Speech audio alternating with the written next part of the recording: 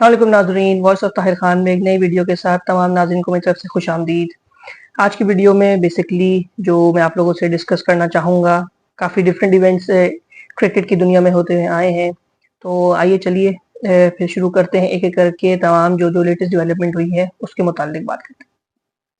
सबसे पहले तो पाकिस्तान इंग्लैंड के दरमियान दूसरा टी20 आज एजबेस्टन में खेला गया था, जो कि इंग्लैंड ने 23 रन से जीत लिया।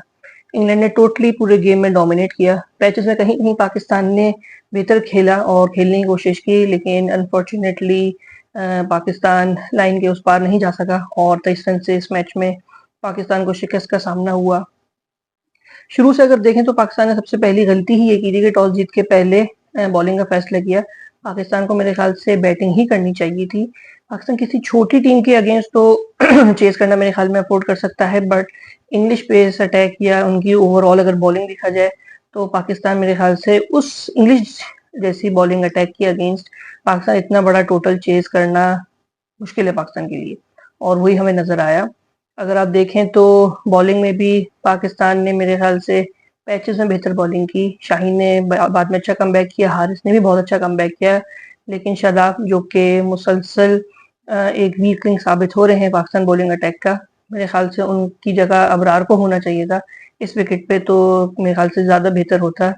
लेकिन उन्होंने भी अच्छी बॉलिंग नहीं की और 4 ओवर में 55 दिए। ये लगातार पिछले 2 मैचेस में वो 109 रन दे चुके हैं 8 ओवर करके, तो ये पाकिस्तान के लिए काफ़ी अलार्मिंग साइन है कि शादाब की परफॉर्मेंस जो कि बहुत नाकिस हमें नज़र आ रही है पिछले एशिया कप से अब तक।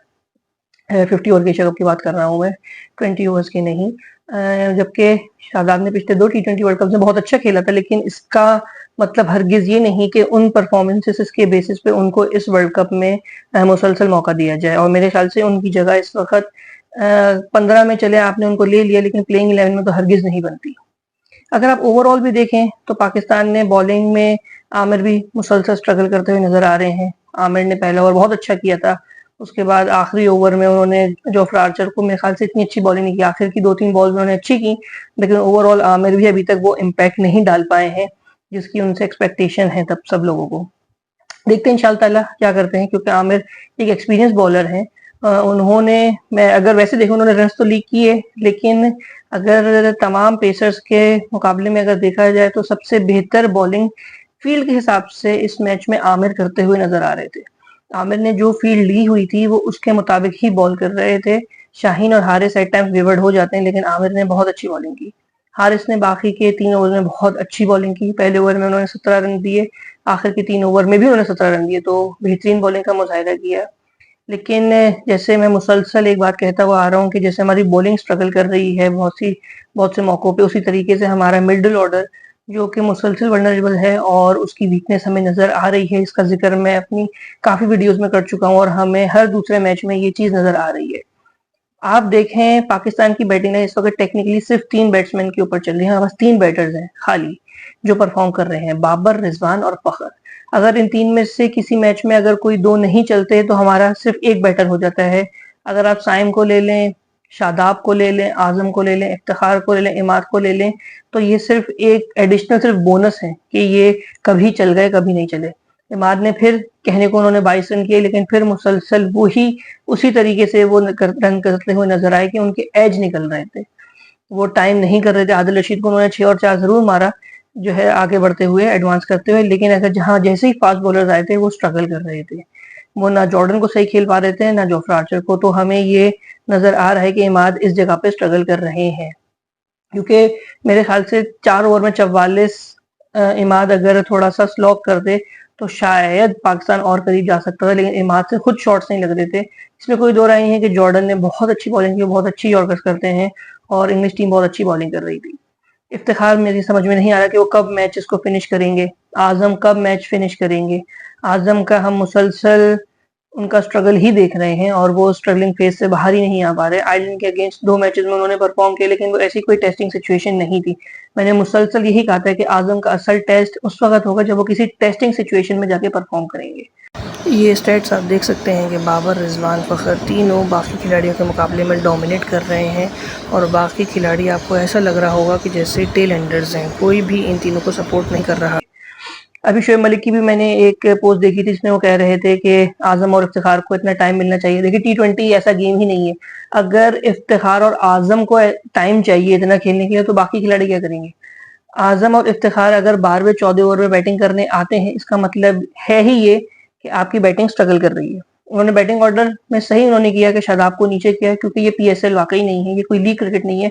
शादाब को इतना ऊपर खिलाने की कोई तुक नहीं बनती, बल्कि उनकी तो भी प्लेइंग 11 में ही जगह नहीं बनती। तो शादाब 5वें नंबर के बैट्समैन या बैटर कहीं हो ही नहीं सकते।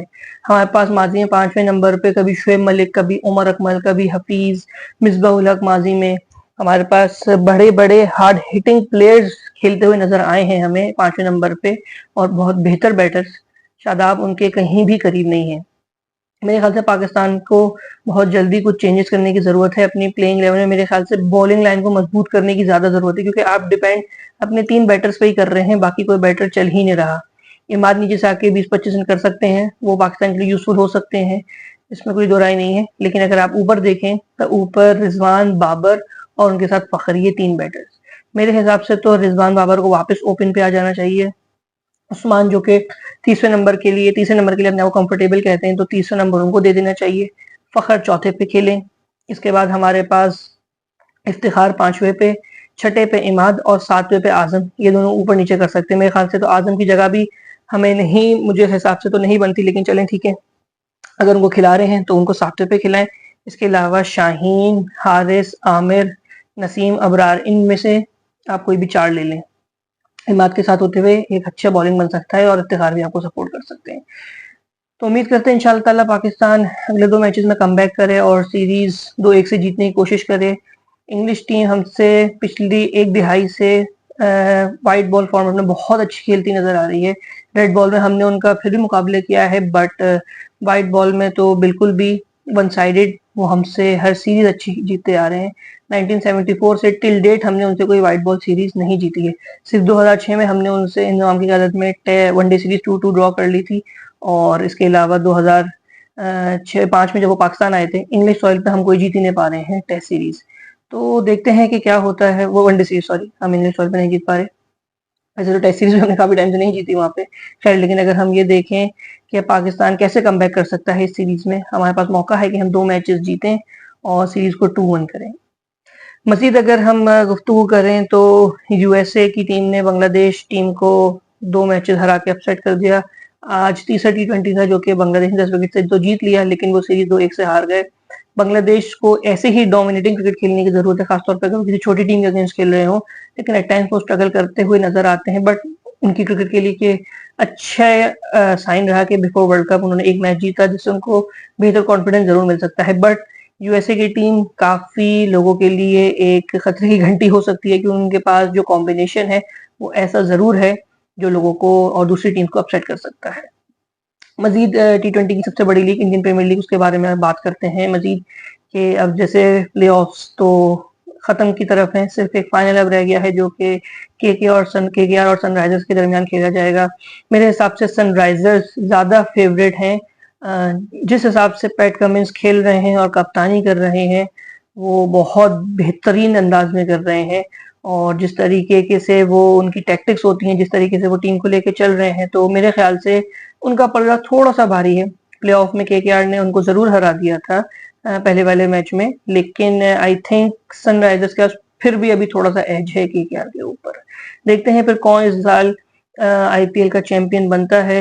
एक सबसे सरप्राइजिंग बात यह है कि जो दुनिया की सबसे बड़ी लीग T20 खेली जा रही है, इंडियन क्रिकेट टीम का कोई भी खिलाड़ी जो कि वर्ल्ड T20 के स्क्वाड में है, वो इन दोनों टीमों में से नहीं है जो फाइनल का हिस्सा है। तो जो दुनिया की बेहतरीन लीग है और उसमें जो मुल्क करारा है, उसका कोई भी 15 रुकनी स्क्वाड का प्लेयर इन दोनों टीमों का हिस्सा नहीं है, जो कि काफी सरप्राइजिंग बात है। हो सकते थे प्लेऑफ्स में बाकी जो टीमें थी उनमें उनके खिलाड़ी मौजूद थे, लेकिन खैर अब देखते ही हैं कि कौन जीतता है। और इंडियन क्रिकेट टीम भी जो है वर्ल्ड कप खेलने के लिए USA रवाना हो चुकी है, और अब उनका फोकस भी अब वर्ल्ड कप की तरफ है। उनकी टीम वैसे तो एक इंडियन टीम बैलेंस टीम है, लेकिन मेरे ख्याल से कहीं ना कहीं मुझे थोड़ा सा उनकी वीक मुझे बैटिंग नजर आ रही है, और बैटिंग, सॉरी कह रहा हूँ, बॉलिंग वीक नजर आ रही है। उन्होंने ऑप्शंस थोड़े कम रखे हैं और मेरे ख्याल से वो स्ट्रगल कर सकते हैं in case of any emergency. अगर कोई खिलाड़ी अनफिट हो जाता है या अगर कोई उनके बॉलर्स अगर परफॉर्म नहीं कर रहे होंगे अच्छा, तो उनके ऑप्शंस थोड़े से लिमिटेड नजर आ रहे हैं मुझे बॉलिंग में। देखते हैं फिर कि आगे सिचुएशन कैसी होगी वर्ल्ड कप में और टीम्स कैसा परफॉर्म करेंगी। पाकिस्तान टीम को फौरन मेरे ख्याल से ये जो 2 मैचेस रह गए हैं इसमें अपनी एक प्लेइंग 11 ऐसी जो वर्ल्ड कप में इन्होंने खिलानी है उसको तरतीब दे देना चाहिए, क्योंकि इस वक्त नजर नहीं आ रहा इस टीम के अंदर ये पोटेंशियल जो अभी जैसे क्रिकेट खेल रहे हैं जिस ब्रांड की, ये कुछ अच्छे नताइज दे सकें। क्योंकि आप 2 से 3 बैटर्स पे डिपेंडेंट हैं, आपके बाकी बैटर्स परफॉर्म नहीं कर रहे हैं। साइम अय्यूब और आजम को बेतहाशा मौके मिल चुके हैं। मेरे हिसाब से अब दोनों की जगह नहीं बनती शादाब समेत। शादाब को बाबर बैक कर रहे हैं, अभी भी उन्होंने कहा था, मेरे ख्याल से बहुत ज्यादा बैकिंग की जा रही है। शादाब को उस पर रिस्पॉन्ड कर देना चाहिए था कि वो या तो खुद बैकआउट कर जाएं या ऐसा परफॉर्म करें, लेकिन नजर नहीं आ रहा शादाब की बॉडी लैंग्वेज और परफॉर्मेंस से कि वो कुछ बेहतर नताइज दे सकेंगे। अब तक की वीडियो में इतना ही, फिर मजीद इंशाअल्लाह ताला 30-20 के साथ और एनालिसिस लेके आपकी खिदमत में हाजिर होंगे। तब तक के लिए अल्लाह हाफिज।